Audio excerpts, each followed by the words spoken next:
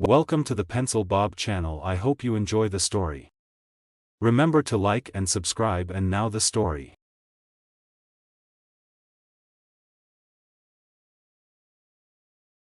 Jaydon loved cars. Ever since he was a kid, he had a passion for fixing and modifying them.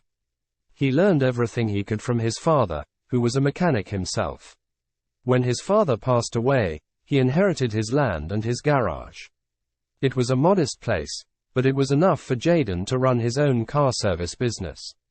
He had a loyal clientele who appreciated his skills and honesty. He also had a beautiful house on the same property, where he lived with his wife and 2 kids. Jaydon's property was located in a rural area, surrounded by fields and woods.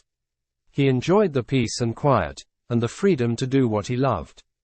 His father had bought the land 20 years ago, when it was cheap and undeveloped. He had no idea that his life would change drastically when a new neighborhood was built next to his property. The neighborhood was called Lindale, and it was a gated community of upscale houses and manicured lawns. The residents of Lindale were mostly wealthy professionals who wanted to escape the city and enjoy a suburban lifestyle. They also wanted to control every aspect of their environment, and that's why they formed a homeowners association. The HOA was a group of elected residents who made and enforced rules for the neighborhood. They decided on things like the color of the houses, the height of the fences, the types of plants, and the maintenance of the common areas. They also imposed fees and fines on the residents who violated the rules. The HOA claimed that their rules were necessary to preserve the value and the harmony of the neighborhood. The HOA had a problem with Jaydon and his garage. They didn't like the sight of his old and rusty building, his cars and tools, and his customers coming and going. They thought that his business was an eyesore and a nuisance, and that it lowered the property values and the reputation of Lindale. They also thought that he was breaking one of their rules: no business allowed in the neighborhood. The HOA decided that Jaydon had to shut down his business and destroy his building. They sent him a letter, informing him of their decision and demanding him to comply within 30 days. They also threatened him with legal action if he refused. Jaydon was shocked and angry when he received the letter. He couldn't believe that the HOA had the audacity to tell him what to do with his own property. He had been there long before they arrived, and he had never bothered them or asked them for anything. He had paid his taxes and followed the law. He had a right to run his business and live his life as he pleased. Jaydon informed the HOA that he was not a member and never had been. He told them that their rules did not apply to him, and that they had no authority over his property. He also told them to mind their own business and leave him alone. The HOA was not satisfied with Jaydon's response. They insisted that everything in the area was under their control, including his property. They said that he had to join the HOA and abide by their rules, or face the consequences. They also increased the pressure on him, by sending him more letters, calling him, and even visiting him in person. They tried to intimidate him, bribe him, and persuade him to give up his business and his building. Jaydon was not intimidated, bribed, or persuaded. He was determined to fight for his rights and his livelihood. He decided to sue the HOA, and hired a lawyer to represent him. He filed a lawsuit against the HOA, claiming that they were harassing him, interfering with his business, and violating his property rights. The lawsuit was a long and costly process, but Jaydon was confident that he would win. He had evidence and witnesses to support his case. He also had the support of his family, his friends, and his customers. He knew that he had the law and the justice on his side. The HOA was confident that they would win, too. They had money and power to back him up. They also had the support of their fellow residents, who shared their views and their interests. They believed that they had the right and the duty to protect their neighborhood. The case went to court, and the judge heard both sides of the argument. He listened to the testimonies, examined the documents, and considered the facts. He then made his decision, and announced it to the parties. The judge ruled in favor of Jaydon. He said that the HOA had no jurisdiction over Jaydon's property, and that their rules did not apply to him. He said that Jaydon had a valid and legal business, and that he was entitled to keep it. He also said that the HOA had acted in bad faith, and that they had to pay Jaydon for the damages and the legal fees. Jaydon was overjoyed and relieved when he heard the verdict. He hugged his lawyer, his wife, and his kids. He thanked them for their support and their love. He also thanked his friends and his customers, who cheered for him and congratulated him. He felt that he had won not only a lawsuit, but also a battle for his freedom and his dignity. The HOA was devastated and furious when they heard the verdict. They couldn't believe that they had lost, and that they had to pay Jaydon. They felt that they had been wronged and humiliated. They also felt that their neighborhood had been ruined and disgraced. The HOA appealed the decision, but they lost again. They had to accept the outcome, and leave Jaydon alone. They also had to deal with the consequences of their actions, such as the resentment and the distrust of some of their residents, and the bad reputation and the lawsuits of some of their neighbors. Jaydon continued to run his business and live his life as he always had. He was happy and proud of his work and his home. He also made some improvements to his garage and his house, to make them more comfortable and more beautiful. He didn't care what the HOA thought or said about him. He knew that he had the right to be there, and that he had the respect and the gratitude of many people. Jaydon and the HOA never became friends, but they learned to coexist.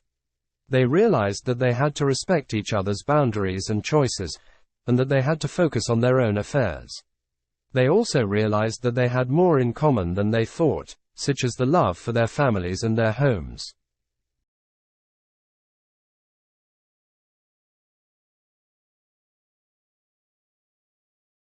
Jaydon Estates was a peaceful and prosperous neighborhood, where the residents enjoyed a high quality of life and a strong sense of community. But all that changed when the HOA, led by its president, Bill Johnston, decided to impose a new rule that limited the number of cars a household could own. The rule stated that each household could only have 2 cars, regardless of the number of drivers or the size of the garage. Any additional cars would be considered a violation and would result in a fine of $100 per day. The rule was supposed to reduce traffic and parking problems and to improve the appearance of the neighborhood. But in reality, it caused more harm than good. Many residents were outraged by the rule, especially those who had teenage drivers or large families.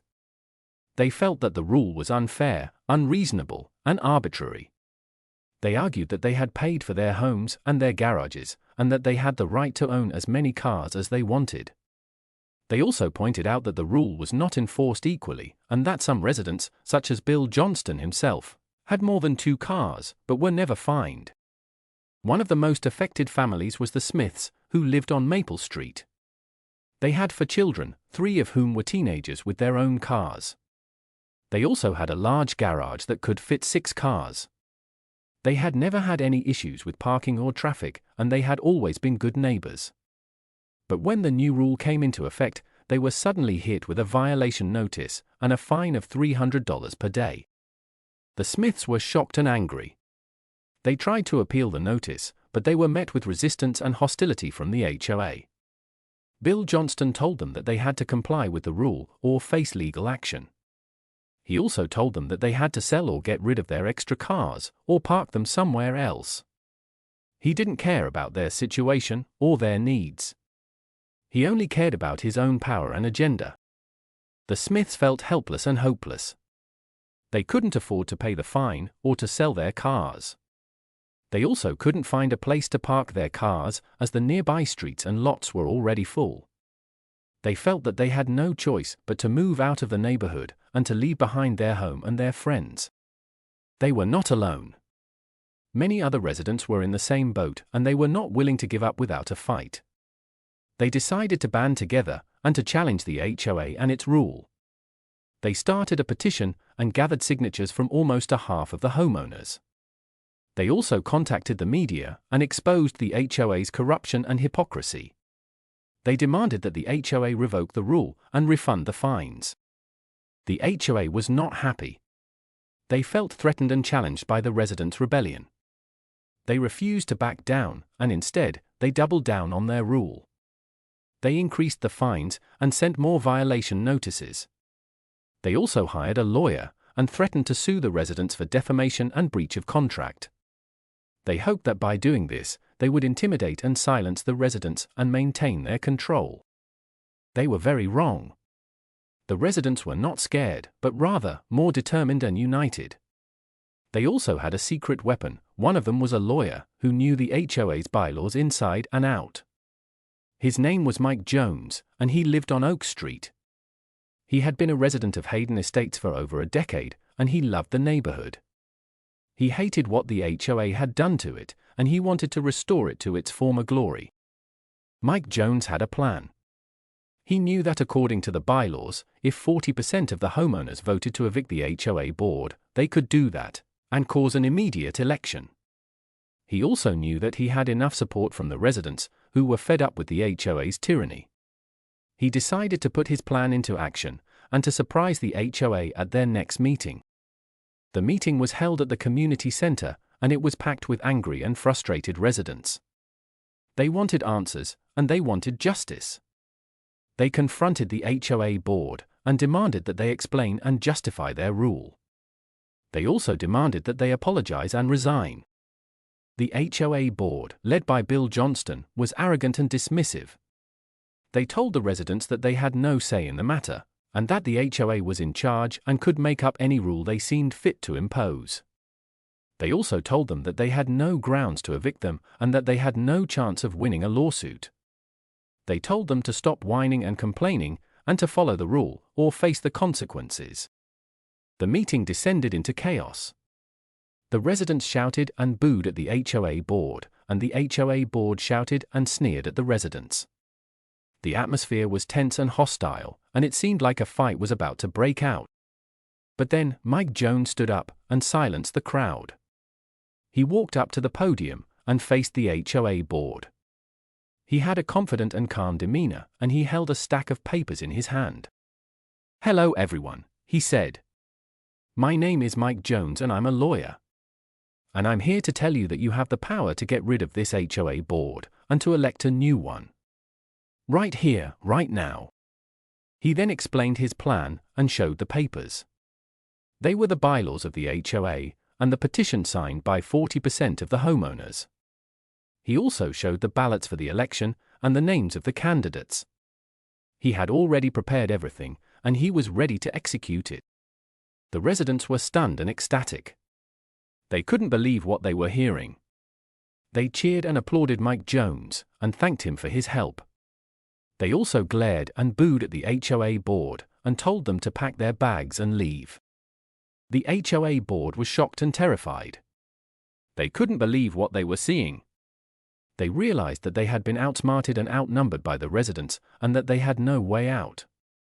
They tried to protest and argue, but they were drowned out by the noise and the votes. The election was held, and the results were clear.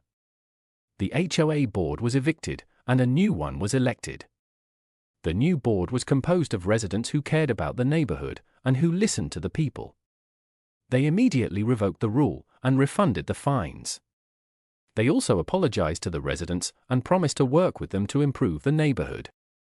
The residents were overjoyed and relieved. They had achieved their goal of getting rid of the HOA board and making a change. They had also learned a lesson about the power of unity and democracy. They hoped that the new board would be better than the old one, and that they would work together as a community. As for the old board, they were humiliated and defeated. They had to leave the neighborhood and face the consequences of their actions. They had also learned a lesson about the dangers of arrogance and abuse. They regretted their mistake, but it was too late. The story of Jaydon Estates and its malicious compliance was over. And it did not end well for the HOA board members.